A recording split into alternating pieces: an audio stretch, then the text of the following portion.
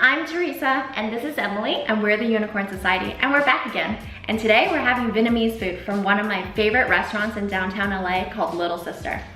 So for our appetizer, we're having the Pho Banh Cuon, which is their version of pho, but without the soup. It's wrapped in a rice paper roll with beef and tendon, basil, and lots of herbs that we'll go into later. Looking good. And then as our main dish, we're having Pho noodle. And some people say that this is one of the chewiest noodle they've ever had. So I'm very excited for this. And it's topped with some garnish such as cilantro and onions. And what's special about this is it's topped with 2 marinated tea eggs on top. And then we're also having another egg dish, and this is the preserved duck egg. I know the color looks a little bit intimidating, but this is super delicious. And it's paired with some scallions, some toasted dried mushroom, and some bean sprouts. And for dessert, we're gonna have Vietnamese coffee flan. So I'm super excited about that. Yeah, me too. And for drinks, we're gonna have honest tea. So Emily's tea is the peach tea, and mine is the pomegranate blue flavored herbal tea. Okay, we're having quite a bit of food today, huh? Yeah. There's tons and tons, so let's get started. I'm so hungry. I'm lucky for you guys, we're so hungry because I think it's like 2 p.m., right? It's a very late lunch, so. Okay, let's start off with this. Okay. So that's the fish sauce? Yes, this is the fish sauce that we're gonna put on it. That's how it comes in the restaurant.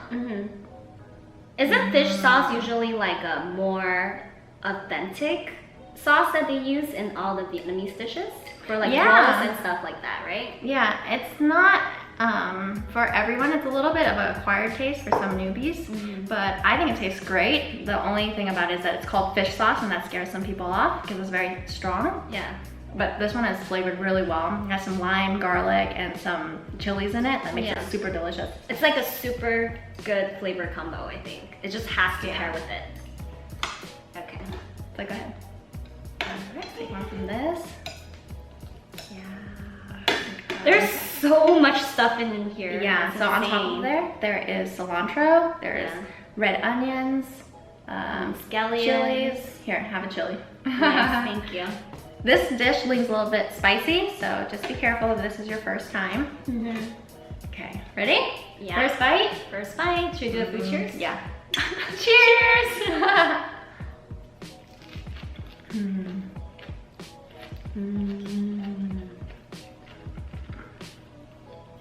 This literally tastes like a soupless pho. It's insane. Like the meat inside is so tender. Like the brisket, the tendon. It's cooked to perfection. Super good. It has lettuce in it. It has basil, lots of herbs, all the flavors you see in pho. It even has a little bit of sriracha and hoisin sauce inside. Do you taste that? I do. The flavor of the sauce is everything. And the chili really gives it that kick.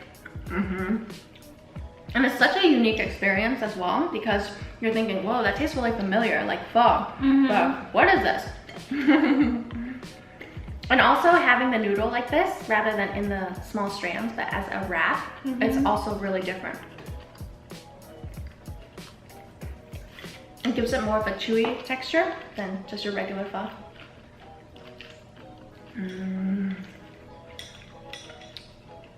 I really love the rice paper. It's such a chewy texture that it's like, I don't know, it's like fun to eat too, you know? And the fact that it's like soupless is great for like a hot summer day. So you can still enjoy the flavor of the pho without having to drink the soup with it. Let's get back to this one, yeah? Yeah. So should we move on to the preserved duck egg? This is also one of their appetizers. Oh yeah. So you want to talk a little bit about how this is made? Yeah, sure. So this is the century egg. Some people call it a 1,000-year-old egg. What do you call it, Emily? I usually call it a 1,000-year-old egg, yeah. It sounds very intimidating, I know. It's not actually a 1,000-year-old. Yeah, it's super delicious, and it is a traditional dish where they preserve it in an alkaline salt, which raises the pH of the egg to like 9 to 12, so it becomes a lot more basic, I guess.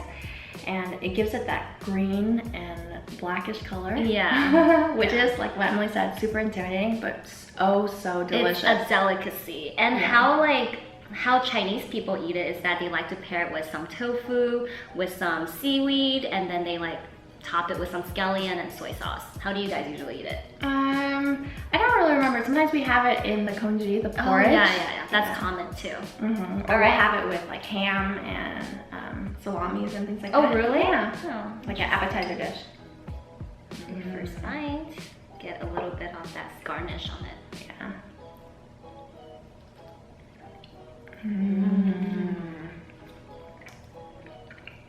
So creamy. The egg yolk is insanely creamy. How would you describe the taste though? It's something that you definitely have to just really experience yourself, but it's much richer than a regular yolk. Richer, creamier, and a deeper flavor. I saw that some people, or I saw that on the TV show, was it Fear Factor? Or something, like they made them eat a 1,000-year-old egg. I was like, oh my god, that's like the easiest challenge ever. I would totally eat this any time of the day.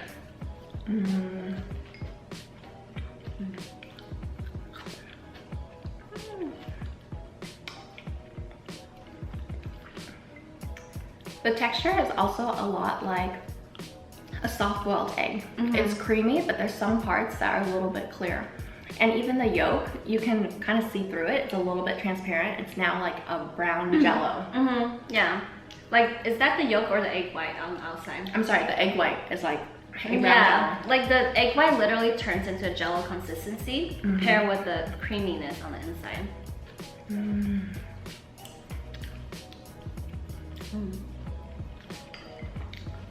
So good.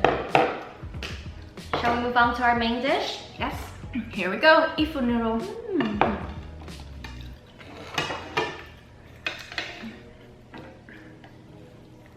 We're having a lot of eggs today. This is also their specialty, the marinated tea egg, which has been marinated in their special tea sauce. So I think, to me, in my opinion, this is like a step up from regular boiled egg because it just gives it that much more flavor. And usually it's been like stewing with the sauce for quite some time, so all the flavor gets infused in the egg. And this dish is like a medley of many different things. You can see the green bean, the pork, cilantro. Okay. Okay, first bite? Yeah.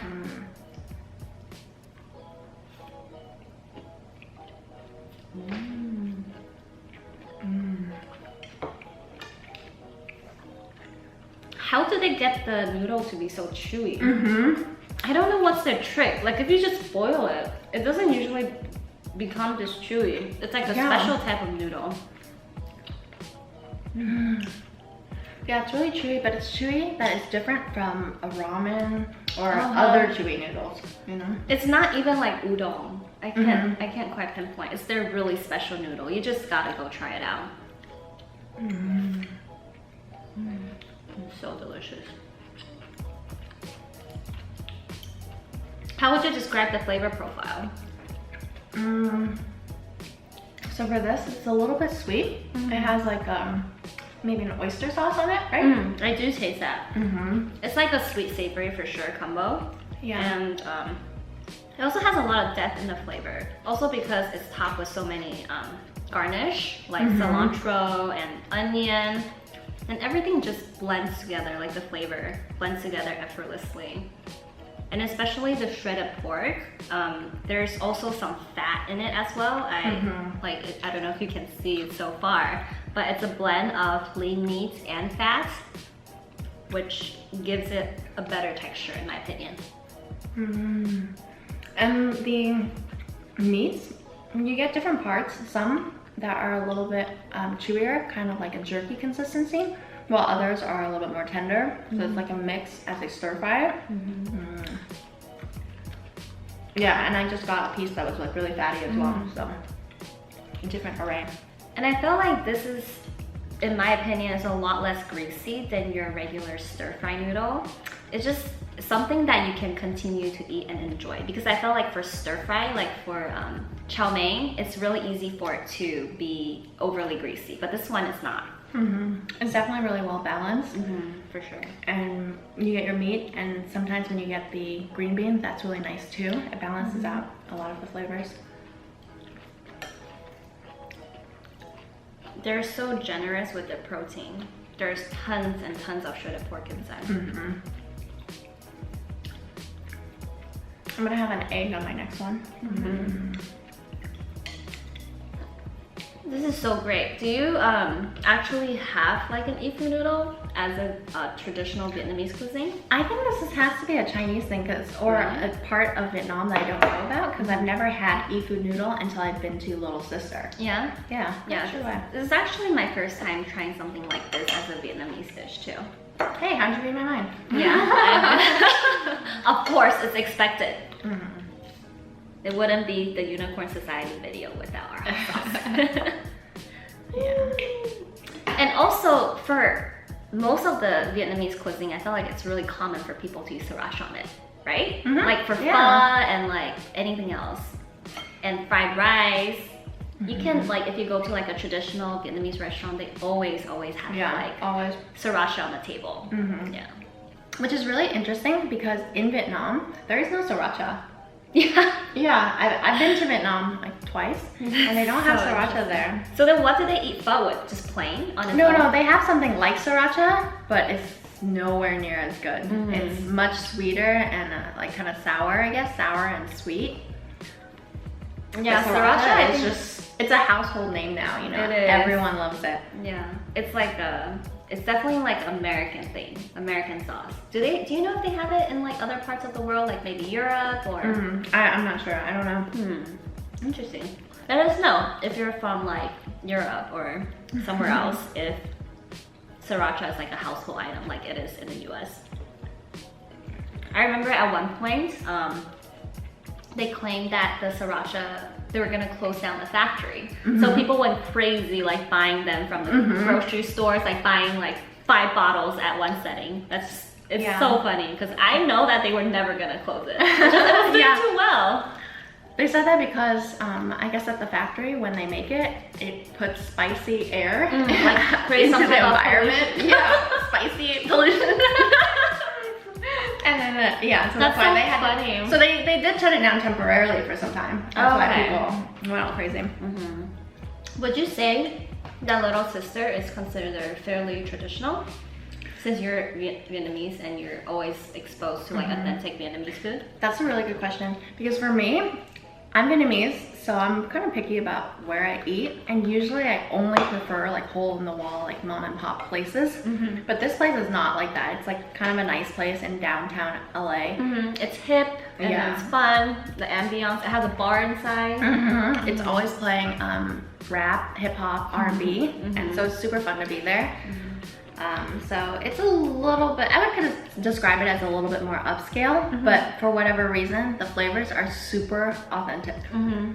That's why all the dishes that we've had so far are pretty spicy. Yeah. I know she said 2.5, but then once you hit a chili, and also my my duck egg, the black duck egg for me got really spicy. Oh yeah, they put some chili oil in there as well. So everything comes with a little bit of a spice. Which I really like, because I think they really try to stick with the traditional Vietnamese authentic feel, but at the same time, they try to bring in the more modern twist. The modern look. The ambiance is fun, and it just draws people in, you know? And every dish is beautiful. Like, the presentation is like amazing. Beautiful, artistic. Also, like, we spoke to the general manager a little bit just to learn more about the restaurant, and she mentioned that they actually were one of the 3 restaurants in LA that were picked to serve at Coachella, which is pretty insane. Like, I feel like food at Coachella is pretty legit. Like, most of their food is like a step up from just like regular, like, you know, like burgers or taco car or something like that. So unfortunately, we didn't go to Coachella this year. Yeah, unfortunately, but we are. Yeah, going to Lightning in a Bottle, which is in a month. Yeah, we're gonna be in Lightning in a Bottle. End of May, and that is like our first time. So I think for us, like, we just want to experience different music festival every year, and that's one that we haven't tried before. So we're really excited. Yeah, I guess we go music festival hopping. Yeah. So I had people pointed out that my chopstick skill is absolutely abysmal. And I have nothing to say to that because it's true. So when I was young, like, I was never taught how to use chopsticks properly, which is insane because I was actually born in Taiwan. I wasn't born here. So you would think that I would know how to use a freaking chopstick properly. But I'm pretty sure I'm not using it properly either. In fact, I think we're using it the same as that. The thing is, I've never been told that my chopstick skills were abysmal, so. Do you go like this though, crisscross? When you pick it up? Oh yeah, I pick it up like this. I just go like this. I can't wiggle it back and forth. I think you're supposed to hold it in a way where it's you're supposed to go like that. Yeah, like you're pressing not a button. Right, you're not supposed to crisscross, but I'm just wiggling it around so it like holds things. I don't feel so funny. That's hilarious. Okay, I don't feel so bad anymore. And also my whole family, like, I have 2 older sisters, they all use it like this. So I'm like, I'm not the only one. Yeah, I was never taught and I was never corrected. Just use it however you want. I mean, if you get the noodles up, like, who cares?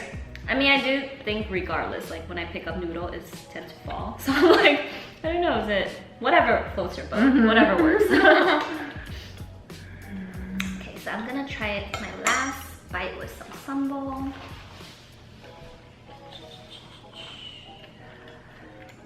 My mouth is kind of on fire. Because it's already like, this one is already a little bit spicy, no? Yeah, this one's already a little bit spicy. Yeah. But this is one of their lesser spicy dish. All their dishes have all the herbs on it, little pieces of chili everywhere. And I really respect that, you know? But they're not catering it to only tourists. Yeah. And I think the general manager said there's like total of 3 locations. 2 of them are in South Bay and this one is in downtown LA. Yeah. So lucky for me because it's across the street. I just walk across. Yeah. So awesome. Literally so close to you. This is probably my favorite dish. So it's great to end on. Oh yeah. Here, you can have the bigger piece. I don't want the bigger piece. Since you take such bigger bites than I do with your chipmunk, I don't know how you do. I can't help it. I just have like a big mouth. It's a real thing. I just have that. Yeah, I can't. It's not as big as like, I don't know, Julia Roberts or anything. But I have a big mouth, I admit it. But I can take really big bites. That's hilarious. Oh, don't forget your chili. I'll take a small one this time. Just take a look at the ingredient explosion that's coming out in the front. It's just packed with so much veggie and meat. And earlier I didn't mention that there's also pickled radish and carrots in there as well.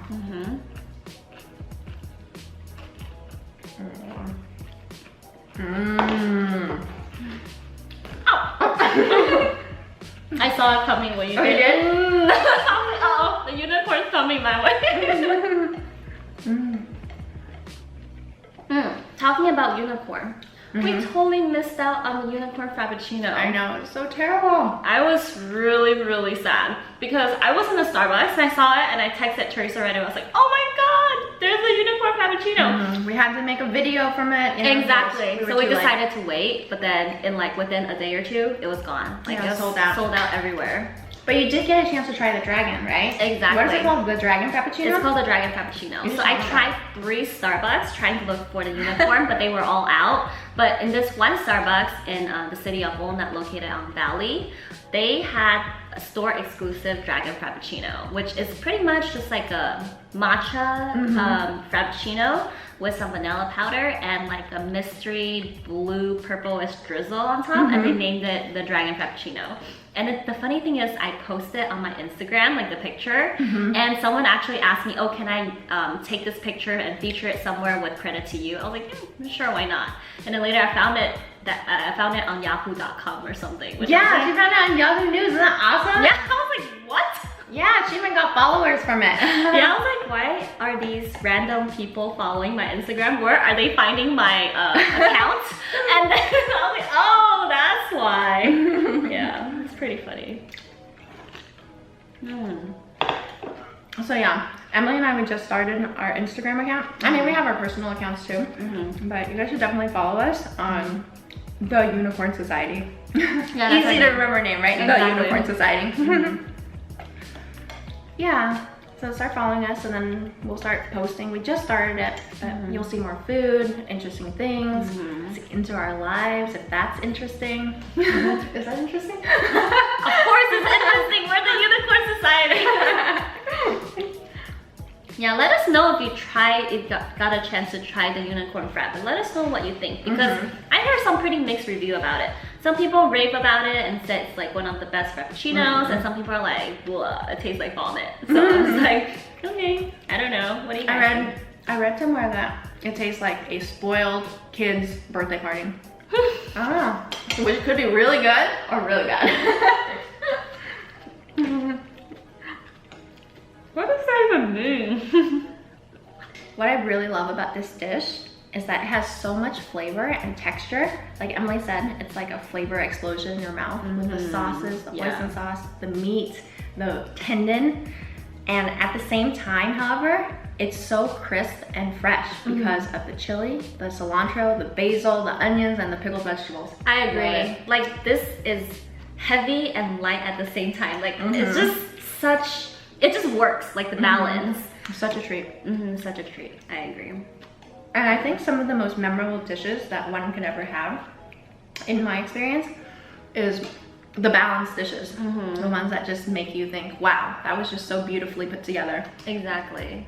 It's like a balance of like hard and soft, like kind of like contradicts and opposite of one another, but at the same time, when you put them together, it's like a match made in heaven. Yeah. And they made it work with this dish. So let's finally move on to dessert. Yeah. Here we go.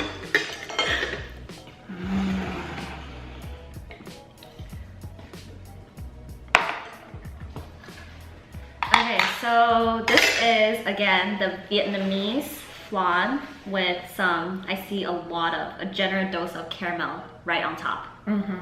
Yeah, and also comes with some biscuit, which I find very interesting. Yeah. It's like a little surprise. Let's see what it tastes like. Okay. We'll taste it first and then we'll dip it later. Yeah. Sounds good. And just get a tiny bit of caramel.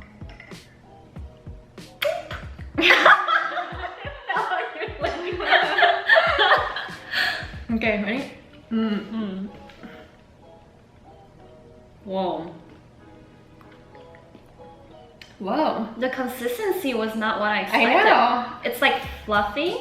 Yeah, fluffy. And it's almost like it's like whipped a little bit. oh yeah, whipped. But not in a smooth, silky way, like a more textured whip, if that makes sense. Yeah. I feel kind of stumped, like I don't know how to Yeah, same what here. to call it. Yeah, completely stumped. And Let me try the caramel. oh yeah, yeah. Is it caramel on the bottom? Oh, more caramel, wow. So we failed at attempting the texture description to you, but let me tell you what it tastes like, and that's really good. It tastes like, they said, a Vietnamese coffee, a dark one. Yeah. Like a little bit bitter, but not too bitter, but bitter in the way that Vietnamese coffee is. It's exactly that. It tastes just like a Vietnamese coffee, but like you said, not overly bitter, like some Vietnamese coffee can be a little harsh. Yeah. This is really acceptable, and I think for most people that don't enjoy coffee can actually enjoy this because it doesn't have that harsh coffee taste to it. And also the caramel helps a lot too to balance it out and gives it that additional sweet and more rich flavor overall. Yeah, for those of you who don't like dark chocolate or too dark of coffee, then the caramel is a perfect really pairing. helps, Yeah, to have more caramel then. Yeah. And we're gonna try the biscuit. Are you supposed to put some flan on the biscuit or how? Yeah, you dip it. I'm gonna dip Very it. buttery. I just had it by itself so far. Super buttery. Kind of like a crispy croissant. Oh yum. Yeah. Oh, this is good. Yeah. Oh my goodness. What a treat. The biscuit itself has no sweet in it, so I guess you're supposed to dip it, right? And I think this balances so well because it's just a hint of savory because of the butteriness paired with the sweet. It's like, so great. Yeah, it goes really well together.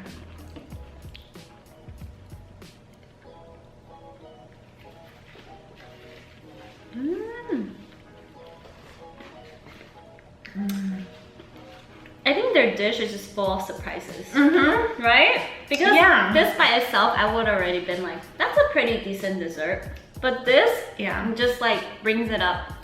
It just balances everything out, and again, is like perfect, kind of like the Pho Banh Cuon. Right, it's a perfect circle. Yeah, like with the texture of the crunch, the savory from the butter, and the sweetness of the caramel, and hints of bitterness from the Vietnamese coffee. Like everything, just such a great balance. And that's what I love about the dining experience. For me, I'm not about like easy eating. I like it sometimes a little bit challenging. This is not that challenging, but I like how thoughtful like a restaurant can be. Like that to me is like the #1 thing that brings me back. I agree. Like the creative twist that they put in their the surprises, the wondering like what else is in here, or what else can I get next time when I'm here. You know? Exactly.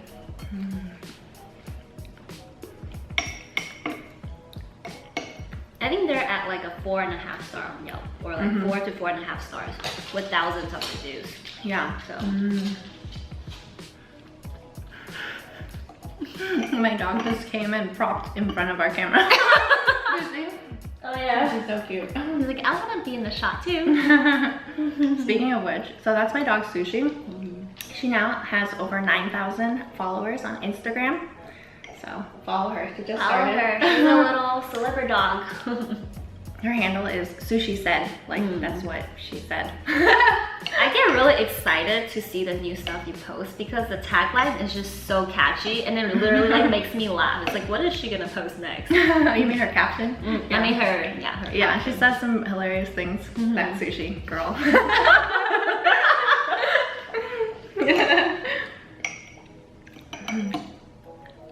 Man, I wish they gave more of that biscuit, huh? I would just like dip it all the way till the end. They need to give us at least 5 more. Do you hear that, little sister? 5 more biscuits, please. Instead of 3, maybe 5.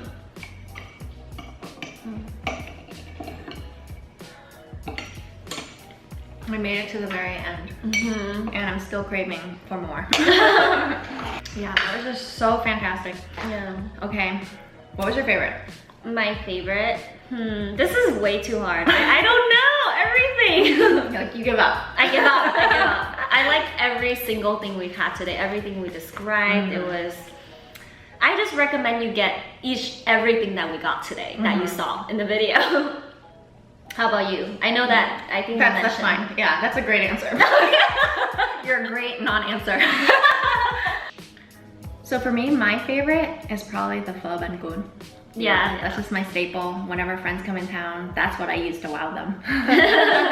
Yeah, I think that's definitely one of the most unique Vietnamese dish or a unique twist to it that I've ever had. So yeah, I've never seen it other than at this restaurant. Yeah. So highly recommend you try that one as an appetizer.